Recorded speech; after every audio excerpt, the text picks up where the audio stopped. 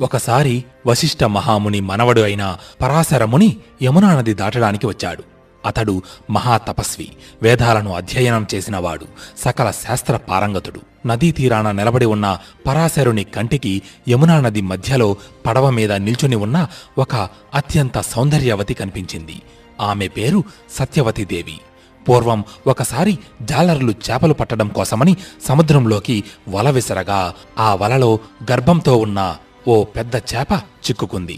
కాని అది సాధారణ చేప కాదు, బ్రహ్మదేవుని శాపం వల్ల చేపగా జన్మించిన ఒక దేవకన్య. జాలర్లు ఆ చేపను సముద్రంలో నుంచి బయటకు తీసి రెండుగా కోశారు. దానితో ఆ చేప శరీరంలో ఉన్న దేవకన్యకి శాప విమోచనం కలిగి ఆకాశంలోకి వెళ్ళిపోయింది. కాని జాలర్లకు ఆశ్చర్యం కలిగించే విధంగా ఆ చేప గర్భంలో 2 పసిబిడ్డలు కనబడ్డారు. జాలర్లు ఆ బిడ్డలను ఆ దేశ మహారాజైన దాశరాజుకి అప్పగించారు. ఆ బిడ్డలలో మగబిడ్డ మత్స్యదేశానికి రాజయ్యాడు. ఆడబిడ్డ ఆ రాజభవనంలోనే ఒక జాలరి పుత్రికగా పెరిగింది. అలా పెరిగి పెద్దదైన బిడ్డే ఈ సత్యవతీదేవి. పరాశరుడు సత్యదేవి యొక్క అందానికి ఆకర్షితుడై ఆమె దగ్గరకు వెళ్లి తనతో సంగమించమని కోరాడు. అప్పుడు సత్యవతీదేవి ముని మాట కాదంటే శాపమిస్తాడేమోనని భయపడి వినయంగా, మహాత్మా, నేను ఒక జాలరి పుత్రికను. నా ఒళ్లంతా చేపల కంపు, అది మీరు భరించలేరు. అలాగే నా కన్యత్వాన్ని పోగొట్టుకొని నా తండ్రికి నేను నా ముఖం ఎలా చూపించను అని అంది. దానికి పరాశరుడు ఆమె ఒంటి నుండి వస్తున్న చేపల కంపుని పోగొట్టి ఆమె శరీరం నుంచి యోజన దూరం వరకు సుగంధ పరిమళాలు వెదజల్లేలా చేశాడు. అందుకే ఆమెను యోజన గంధి అని కూడా అంటారు. అలాగే ఆమె కన్యత్వం చెడకుండా వరమిస్తానని చెప్పాడు. అప్పుడు సత్యదేవి ఇది పట్టపగలు ఎవరైనా చూస్తే అని మరో సాకు చెప్పి తప్పించుకోవాలని చూసింది.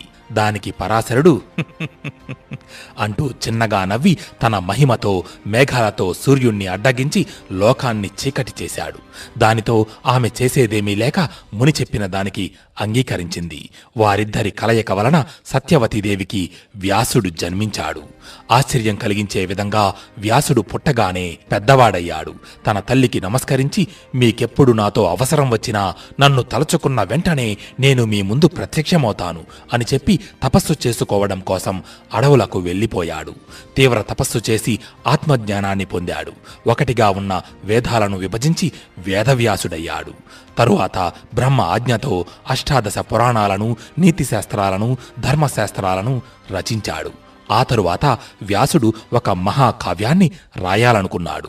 అది ఎలా ఉండాలంటే ఇంతకు ముందు జరిగినది ఇక ముందు జరగబోనిది అయ్యుండాలి.